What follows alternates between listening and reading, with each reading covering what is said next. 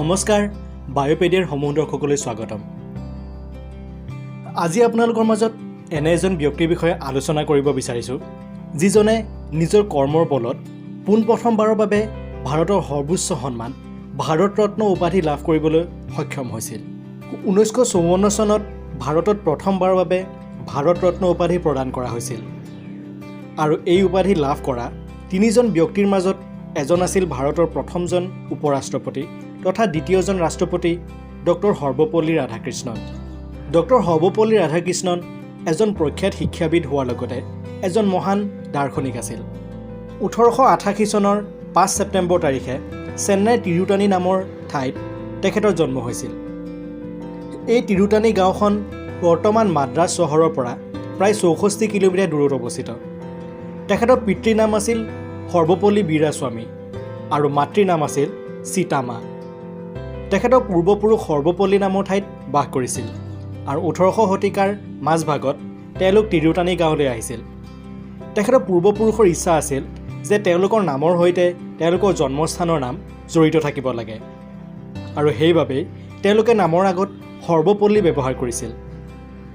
তেখেতৰ দেউতাকে ৰাজহ বিভাগত কাম কৰিছিল।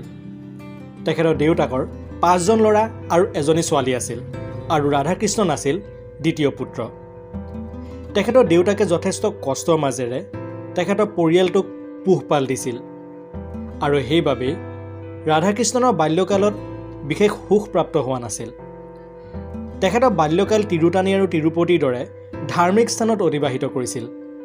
তেখেতে 8 বছৰ বয়সলৈকে তিৰুতানীত পিতৃ মাতৃৰ সৈতে থাকি শিক্ষা গ্ৰহণ কৰিছিল। তাৰপিছত তেখেতে 1896 চনত তিৰুপতিৰ লুথেৰান মিছন স্কুলত নামভৰ্তি কৰে। তাত তেখেতে 1900 চনলৈকে শিক্ষা গ্ৰহণ কৰে আৰু তাৰপিছত 1900 চনৰ পৰা 1904 চনলৈকে ভেলোৰ কলেজ আৰু 1904 চনৰ পৰা 1908 চনলৈকে মাদ্ৰাজ খ্ৰীষ্টিয়ান কলেজত দৰ্শন শাস্ত্ৰ অধ্যয়ন কৰে। তেখেত যথেষ্ট মেধাৱী ছাত্ৰ আছিল, যাৰ বাবে তেখেতে 1902 চনত মেট্ৰিক পৰীক্ষাত উত্তীৰ্ণ হৈছিল আৰু ছাত্ৰবৃত্তিও লাভ কৰিছিল। তেখেত দৰ্শন শাস্ত্ৰ, মনোবিজ্ঞান, ইতিহাস আৰু গণিত বিষয়ত যথেষ্ট অধ্যয়ন কৰিছিল। দৰ্শন শাস্ত্ৰৰ স্নাতকোত্তৰ ডিগ্ৰী লাভ কৰাৰ পিছত তেখেতে মাদ্ৰাজ প্ৰেছিডেন্সি কলেজৰ সহকাৰী অধ্যাপক হিচাপে নিযুক্ত হৈছিল। সেই সময়ত মাদ্ৰাজৰ ব্ৰাহ্মণ পৰিয়ালসমূহত কম বয়সতে বিবাহ সম্পন্ন কৰা হৈছিল আৰু এই নিয়মৰ পৰা ৰাধাকৃষ্ণনো বাদ পৰি যোৱা নাছিল। 1903 চনত 16 বছৰ বয়সত তেখেতৰ দুয়ো সম্বন্ধীয় শিৱা কামুৰ সৈতে তেখেতৰ বিবাহপাশত আবদ্ধ হৈছিল। তেতিয়া তেখেতৰ পত্নী বয়স মাত্ৰ 10 বছৰ আছিল।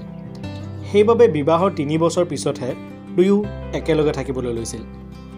তেখেতৰ পত্নীয়ে পৰম্পৰাগত শিক্ষা গ্ৰহণ কৰা নাছিল যদিও তেলেগু ভাষা ভালদৰে জানিছিল আৰু উপৰি ইংৰাজী ভাষাও পঢ়িব আৰু লিখিব জানিছিল। 1908 চনত তেখেতৰ এগৰাকী কন্যা সন্তানৰ জন্ম হৈছিল। তেখেতৰ 5 গৰাকী কন্যা সন্তান আৰু এজন পুত্ৰ সন্তান আছিল। শিক্ষা গ্ৰহণ কৰাৰ সময়তে তেখেতে ব্যক্তিগত খৰচৰ বাবে ছাত্ৰ ছাত্ৰীক টিউচন লৈছিল। তেখেতে নিজৰ লিখনি আৰু ভাষণৰ জৰিয়তে সমগ্ৰ বিশ্বক ভাৰতীয় দৰ্শন শাস্ত্ৰৰ সৈতে পৰিচয় কৰাইছিল। সমগ্ৰ বিশ্বতে তেখেতৰ লিখনিৰ প্ৰশংসা কৰিছিল। তেখেতে বেদ আৰু উপনিষদসমূহৰ লগতে হিন্দী আৰু সংস্কৃত ভাষাৰ ভালদৰে অধ্যয়ন কৰিছিল।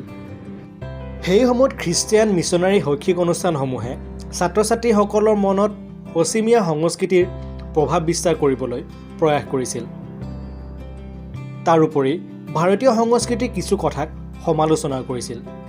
খ্ৰীষ্টিয়ান মিছনাৰী শৈক্ষিক অনুষ্ঠানত শিক্ষা লাভ কৰি ডক্টৰ ৰাধাকৃষ্ণনে এইবোৰ ভালদৰে বুজি উঠিছিল আৰু এই সমালোচনাসমূহক তেখেতে প্ৰত্যাহ্বান হিচাপে লৈ ভাৰতীয় সংস্কৃতিৰ বিষয়ে অধ্যয়ন কৰিবলৈ আৰম্ভ কৰিছিল। তেখেতে সমগ্ৰ বিশ্বকে বিদ্যালয়ৰ দৰে মানিছিল। তেখেতৰ চিন্তা আছিল যে শিক্ষাৰ জৰিয়তে মানুহে মগজুক উপযোগী কৰি তুলিব পাৰি। সমগ্ৰ বিশ্বকে এক হিচাপে মানি শিক্ষা গ্ৰহণ কৰিব লাগে। তেখেতে যি বিষয়ত শিক্ষাদান কৰিছিল সেই বিষয়ত নিজেই ভালদৰে অধ্যয়ন কৰিছিল। দৰ্শনৰ দৰে কঠিন বিষয়কো তেখেতে নিজৰ শৈলীৰ জৰিয়তে সৰল আৰু আকৰ্ষণযুক্ত কৰি তুলিছিল। 1928 চনৰ শীতকালত তেখেতে ভাৰতীয় জাতীয় কংগ্ৰেছৰ বাৰ্ষিক অধিৱেশনৰ বাবে কলিকতালৈ আহিছিল আৰু তাতেই তেখেতে পণ্ডিত জৱাহৰলাল নেহৰুক লগ পাইছিল। ডক্টৰ ৰাধাকৃষ্ণন ভাৰতৰ শৈক্ষিক ব্যৱস্থাৰ সদস্য হোৱাৰ বাবে নিয়মানুসৰি কোনো ৰাজনৈতিক দলৰ সৈতে জড়িত থাকিব নোৱাৰে, যদিও তেখেতে এই নিয়ম অগ্ৰাহ্য কৰিছিল। তেখেতক বিশ্বৰ বিভিন্ন প্ৰান্তৰ বহু বিদ্যালয় আৰু মহাবিদ্যালয়লৈ ভাষণ দিবলৈ আমন্ত্ৰণ জনাইছিল। তেখেতে ভাষণৰ জৰিয়তে ভাৰতীয় সংস্কৃতিক বিশ্বৰ আগত দাঙি ধৰিছিল। তেখেতে 1931 পৰা 1936 চনলৈকে অন্ধ্ৰ বিশ্ববিদ্যালয়ৰ উপাচাৰ্য হিচাপে আছিল। 1934 চনৰ পৰা 1952 চনলৈকে অক্সফৰ্ড বিশ্ববিদ্যালয়ৰ অধ্যাপক আছিল। 1939 চনৰ পৰা 1948 চনলৈকে হিন্দু বিশ্ববিদ্যালয়ৰ উপাচাৰ্য হিচাপে আছিল। আৰু উল্লেখযোগ্য যে হিন্দু বিশ্ববিদ্যালয়ৰ তেখেতে প্ৰথমজন ভাৰতীয় উপাচাৰ্য আছিল। 1953 চনৰ পৰা 1962 চনলৈকে দিল্লী বিশ্ববিদ্যালয়ৰ উপাচাৰ্য হিচাপে আছিল। ভাৰতৰ বাহিৰত তেখেতে চিকাগো বিশ্ববিদ্যালয়, লণ্ডন বিশ্ববিদ্যালয়, হাৰ্ভাৰ্ড বিশ্ববিদ্যালয় আদিত বক্তৃতা প্ৰদান কৰিছিল। তেখেত দুবাৰকৈ ভাৰতৰ উপৰাষ্ট্ৰপতি হোৱাৰ পিছত 1962 চনত ভাৰতৰ ৰাষ্ট্ৰপতি হিচাপে নিৰ্বাচিত হৈছিল। তেখেতে 1954 চনত ভাৰতৰ সৰ্বোচ্চ সন্মান ভাৰত ৰত্ন উপাধি লাভ কৰিছিল। ব্ৰিটিছ চৰকাৰে তেখেতক 1931 চনত নাইট বেচিলৰ উপাধি প্ৰদান কৰিছিল আৰু তাৰোপৰি জাৰ্মানী, মেক্সিকো আৰু ইংলেণ্ডৰ চৰকাৰে বিভিন্ন উপাধি প্ৰদান কৰিছিল। তেখেতে জীৱনটো শিক্ষকতাৰ মাজেদি পাৰ কৰিছিল। বিভিন্ন স্থানত বিভিন্ন লোকক শিক্ষাদান কৰিছিল আৰু সেইবাবেই তেখেতৰ জন্মদিনটো সমগ্ৰ ভাৰততে শিক্ষক দিৱস হিচাপে পালন কৰা হয় আৰু ভাৰতৰ শিক্ষকসকলক সেই দিনটোতে তেওঁলোকৰ কৰ্মৰাজিৰ ওপৰত ভিত্তি কৰি নানান পুৰস্কাৰ প্ৰদান কৰা হয়। 1937 চনত তেখেতৰ আত্মজীৱনী মাই চাৰ্চ ফৰ ট্ৰুথ নামেৰে প্ৰকাশিত হৈছিল। তেখেতে লিখা Indian philosophy and idealist view of life, freedom and culture, education, politics and war, the religion and society, কালকি or the future of civilization আদি গ্ৰন্থ আজিও বিখ্যাত। 1975 চনৰ 17 এপ্ৰিল তাৰিখে চেন্নাইত এই মহান ব্যক্তিজনৰ মৃত্যু হয়। ভাৰতৰ বাবে তেখেতৰ দৰে এজন দাৰ্শনিকৰ মৃত্যু এক অপূৰণীয় ক্ষতি। ধন্যবাদ।